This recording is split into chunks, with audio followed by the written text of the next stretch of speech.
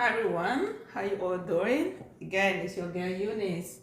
Today is to cover UST compliance package, what it entails. Reason being that I've received a lot of calls from you all asking about our GRC compliance program, and some of you love to take training and be asking me, I want to take an RMF training, and that's why I asked the question, RMF in what? Let's do some analysis. We're gonna cover a lot today, okay? So first, these are the core regulatory bodies or frameworks that we covered, that we teach as students, okay? We have FISMA, FedRAMP. By the way, they are all acronyms. So we have FISMA, FedRAMP, mandatory for the US government, okay? These two, US government. We have HITRUST, high-tech, HIPAA, for healthcare sector. We have GDPR and the ISO series for European Union and any other countries, Canada, Africa, a lot of countries and companies actually adhere to the GDPR frameworks and the ISO standards. We have PCI DSS for financial sector. We have SSAE 18 audits that has to do with vendors. Tell me, who doesn't have vendors today? As a matter of fact, UST, we have a lot of vendors already. AFIM is one of our vendors and we are the client, right? But that notwithstanding, let's get a good understanding of the relationship that exists between governance, risk, and compliance. And that's why I said no governance, no risk management, and no compliance. Do you know why? Because first and foremost, for anything to take place, you have leadership. Leadership will have to decide what they want, okay?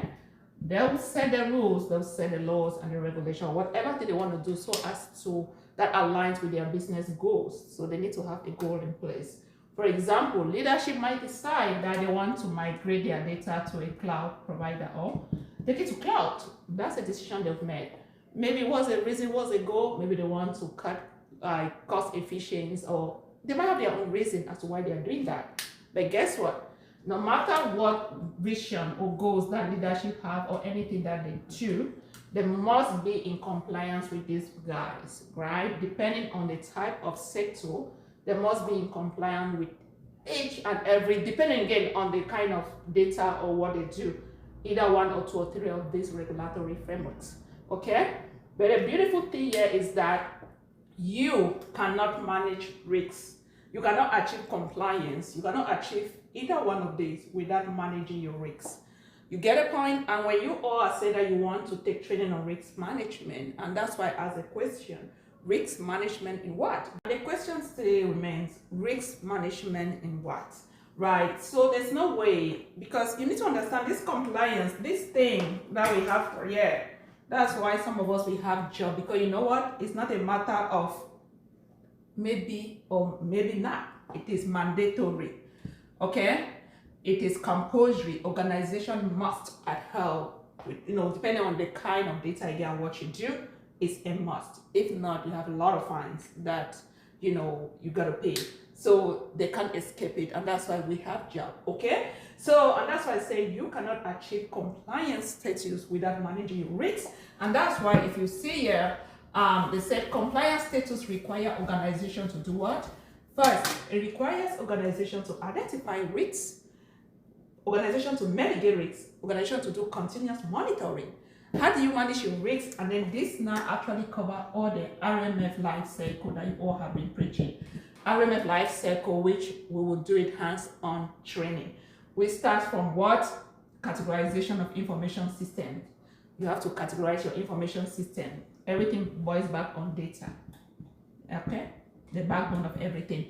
Where you have to first of all identify the data or information type, categorize them, and each time you do that, you want to go to selection of controls. And that's well, wherever you're taking your training, you got to be careful, because once you guys do that, do you guys develop policies?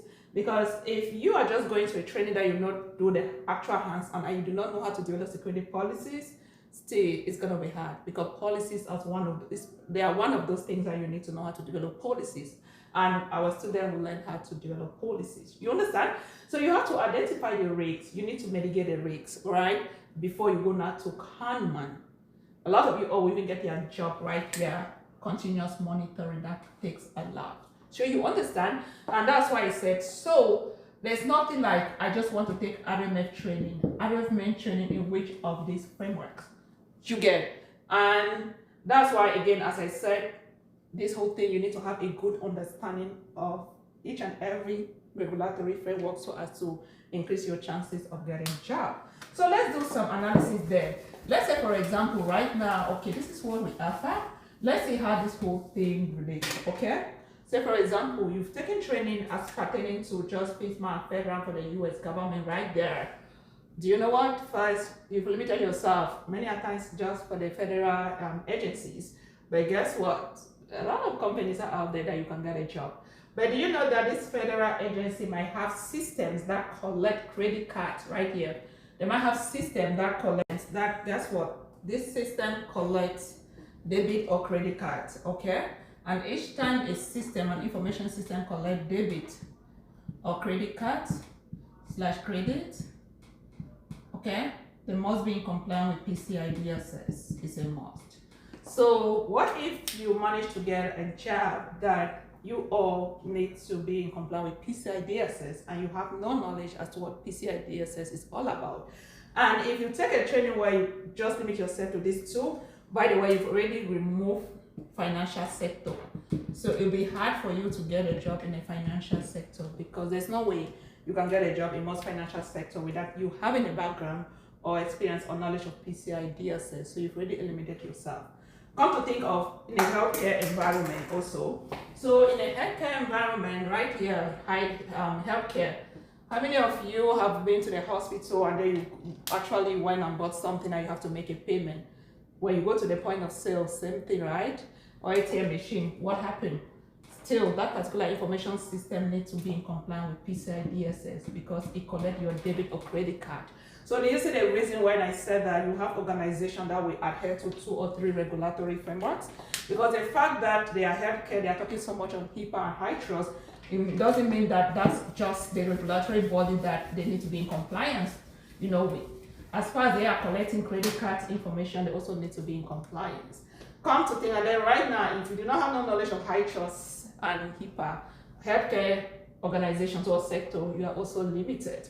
Then what happens, say you want to work like I worked for a school system before, where we have exchange students coming from Europe, and by default, we have to be in compliance with GDPR because each time you are collecting a European citizen data, you have to be in compliance with GDPR, right? But still, that's a school system. We also have systems that collect credit card information. So I work for the organization where we have 3 regulatory bodies, and guess what? We're also aligning with the needs, that's FISMA or FedRAMP. So we have FISMA, FedRAMP, we have Texas RAMP, and guess what? GDPR as well as PCI DSS. So imagine you working in such an environment and then you have no knowledge of all of this. Guess what? It reduces your chances of getting a job. Likewise, you have SSAE 18 that deals with vendors. Who doesn't have vendors nowadays? A lot of vendors everywhere. And you have a lot of jobs for just third-party vendor risk. And there's no way you can work as a third-party vendor risk without you understanding all of these other regulatory frameworks. Because you have vendors that have different certification. You have vendors that adhere to GDPR,